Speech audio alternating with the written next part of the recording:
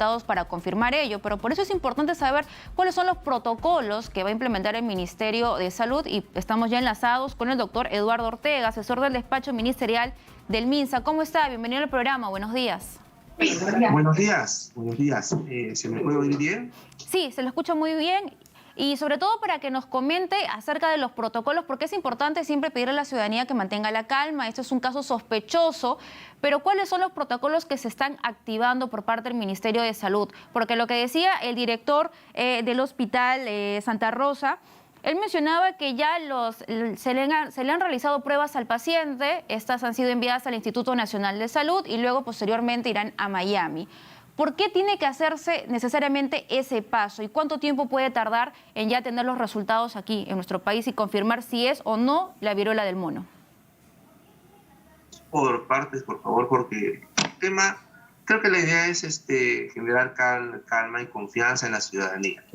En primer lugar, en Ecuador, como decía bien el director en el hospital de Piura, en Ecuador también se está investigando casos, pero por ejemplo el caso que han investigado proviene de Quito, no de Machala.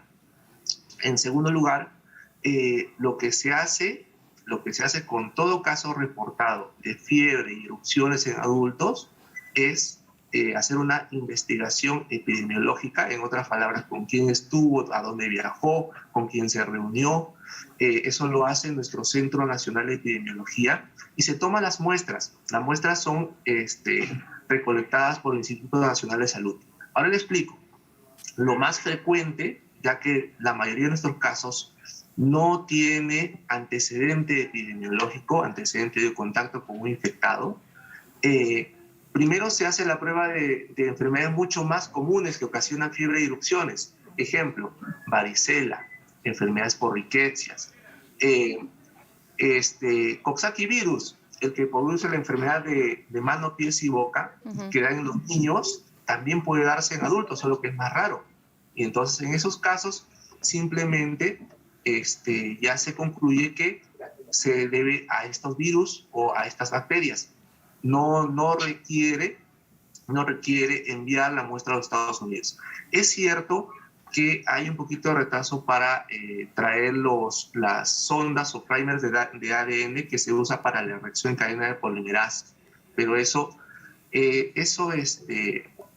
diremos que es un mecanismo que puede esperar. Ahora, debo precisar que no es el primer caso de fiebre y erupciones que se ha visto en el país.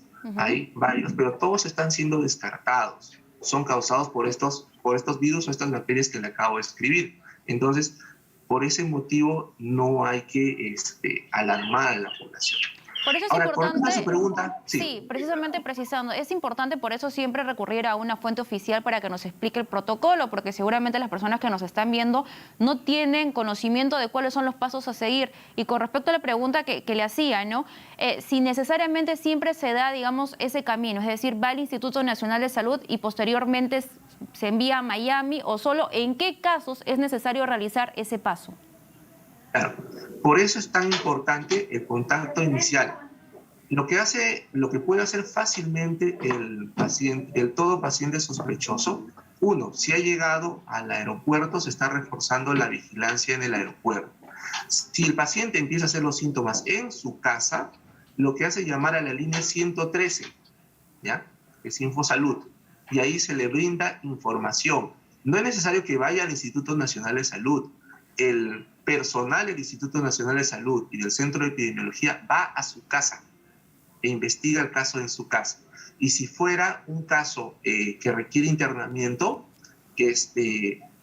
efectivamente el paciente es internado en las unidades especiales. Tengo entendido que una de ellas es el Hospital de Emergencias de Acre, ¿ya? Pero lo primero que tiene que hacer todo sospechoso es declarar si proviene de alguno de los países que tienen más casos de viruela del mono, que son específicamente Reino Unido, España, Portugal, que son los que concentran el 80% de los casos detectados en este brote.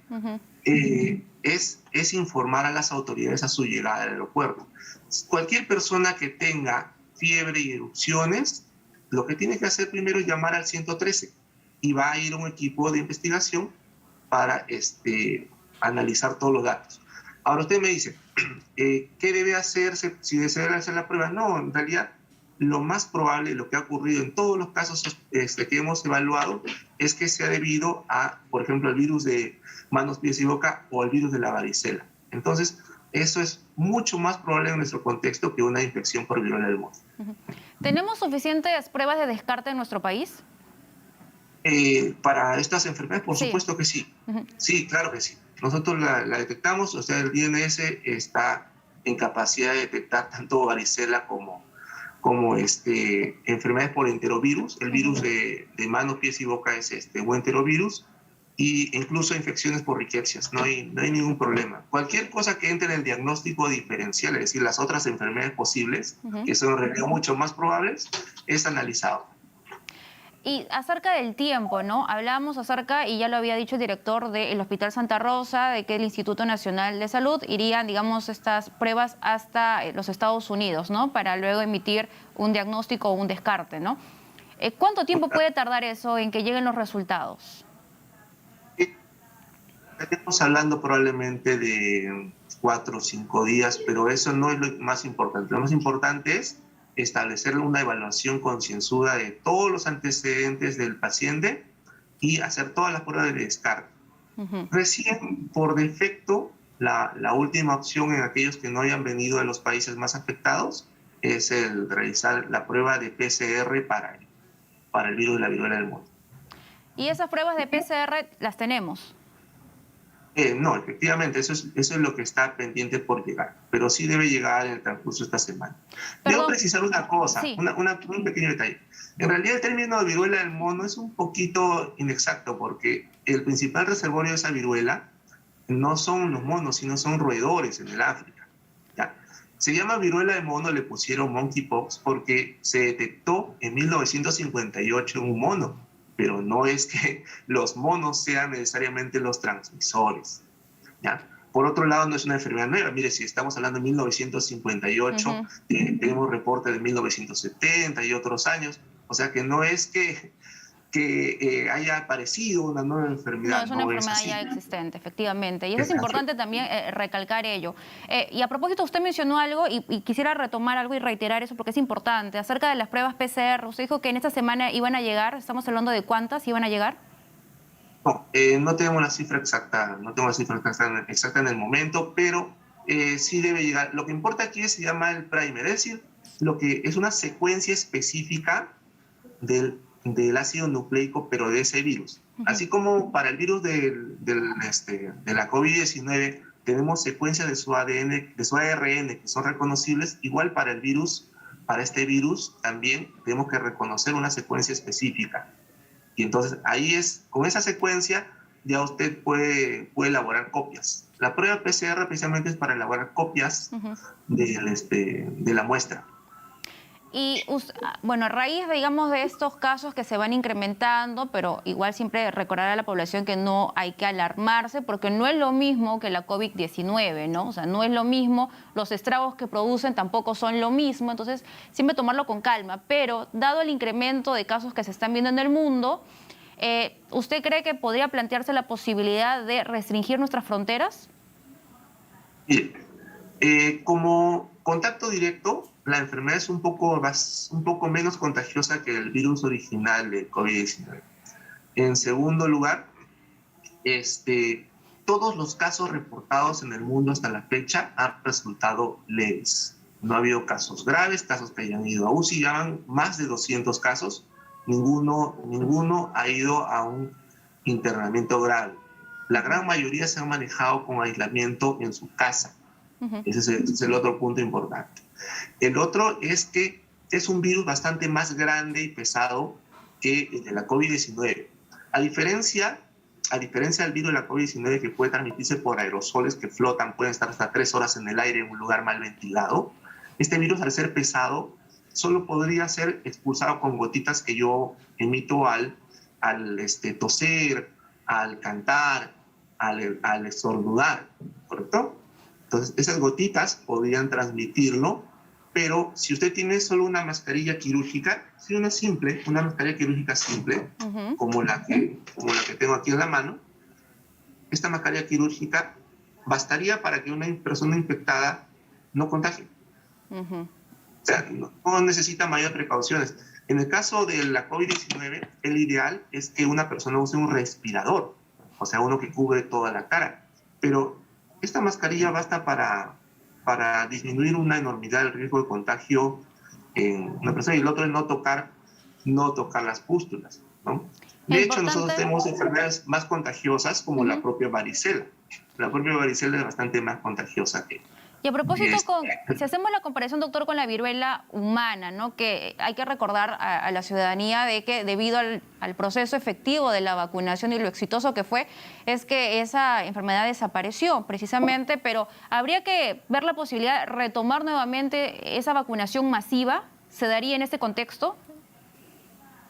Todavía no se ha planteado a nivel mundial esa posibilidad, ¿ya? El número de casos es limitado. Si se han reportado casos en Argentina o en Estados Unidos, ha sido por la gran facilidad de los viajes aéreos.